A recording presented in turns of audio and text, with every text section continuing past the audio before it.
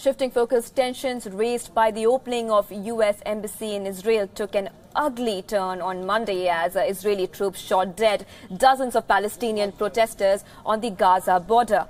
Tensions arose when Palestinians tried crossing the border fence, with the Israeli soldiers responding with rifle fire.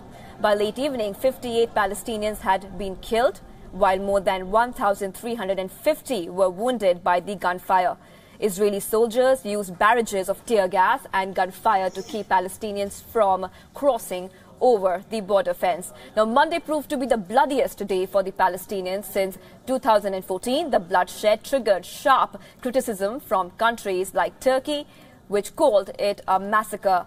France and Britain called for restraints as tensions escalated further. The White House, however, pinned the blame entirely on Gaza's ruling Hamas group, describing Israel's actions as self-defense in the interest of the country's border. Not holding Israel to account, Washington once again distanced itself from its European allies for the second time in a week, with the first instance being U.S. abandoning international nuclear deal with Iran. Donald Trump's move to shift U.S. embassy to Jerusalem comes after his December recognition of the Holy City as the Israeli capital, and it was one of Donald Trump's campaign promises, for which Israeli Prime Minister Netanyahu thanked him for keeping the promise. The Palestinians, however, seek East Jerusalem as the capital of a state they hope to establish in the occupied West Bank and the Gaza Strip. Israel, in contrast, regards all of the city, including the eastern sector it captured in the 1967 Middle East War, as Israel's indivisible part. Peace talks aimed at finding a tangible two-state solution to the conflict have been frozen since 2014. The gathering in Jerusalem hailed U.S. President Donald Trump's decision to shift the embassy from Tel Aviv. They called it a landmark move that will help usher in peace and regional stability. The Israeli Prime Minister hailed America as Israel's true friend. We have no better friends in the world. You stand for Israel and you stand for Jerusalem. Thank you. What a glorious day. Remember this moment.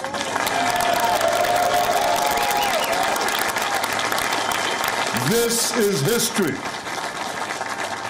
President Trump, by recognizing history, you have made history. The United States will always be a great friend of Israel and a partner in the cause of freedom and peace.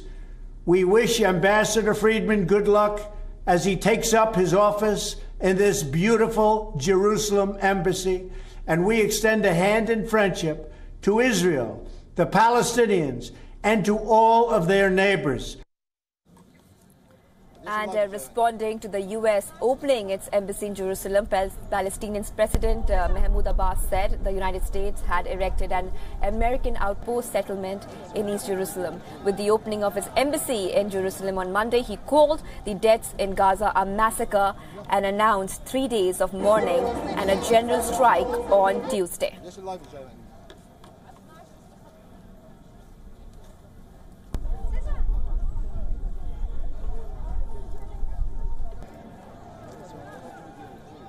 وبهذه المناسبة ونحن نسمع أنهم اليوم افتتحوا سفارة وهي بؤرة استيطانية وليست سفارة، بؤرة استيطانية أمريكية.